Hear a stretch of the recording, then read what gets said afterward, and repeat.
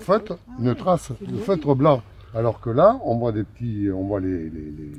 spores qui sont là et ils sont gris, ils sont presque noirs. Voilà. Alors, dans le premier cas, la Botrytis cinerea, donc il y a concentration des sucres, donc on a augmentation du degré potentiel, alors que, sans donner de mauvais goût, alors que la pourriture grise, elle se nourrit du raisin et elle bouffe le sucre, et en plus elle donne le goût de pourri. Là, elle n'est pas gentille. Et oui. Et donc le problème, c'est que ce n'est qu'une question de climat, et ici, la chance qu'ils ont, c'est que température, humidité plus brouillard sont les facteurs favorisants du développement des Botrytis.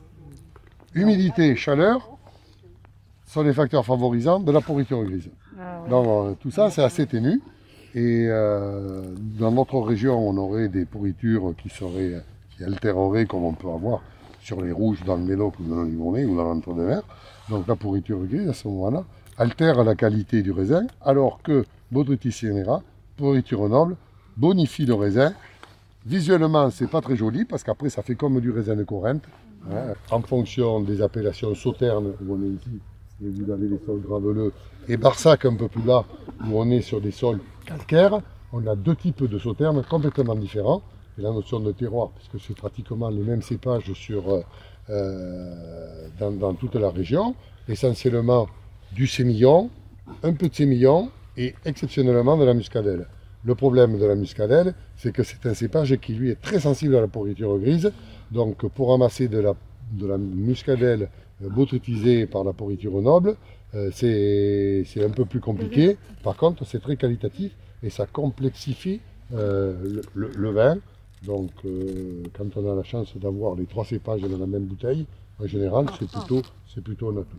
Mais il y a beaucoup de viticulteurs qui sont essentiellement à un tiers, deux tiers, deux tiers, trois quarts de sémillon pour 25 à 30% de sauvignon.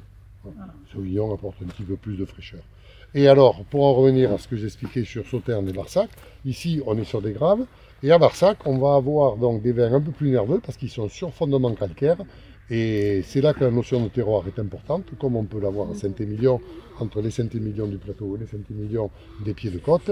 On a des équilibres sucre-acide différents qui font que certains peuvent préférer ou l'un ou l'autre, et c'est ce qui fait le charme du vin, c'est qu'il y en a pour tous les goûts. Et partant de ça, pourquoi l'appellation Barsac a disparu, elle est intégrée en Sauternes? Non, mais l'appellation Barsac fait intégralement partie de l'appellation Sauternes. Par contre, ils sont les seuls à pouvoir indiquer sur l'étiquette Sauternes Barsac.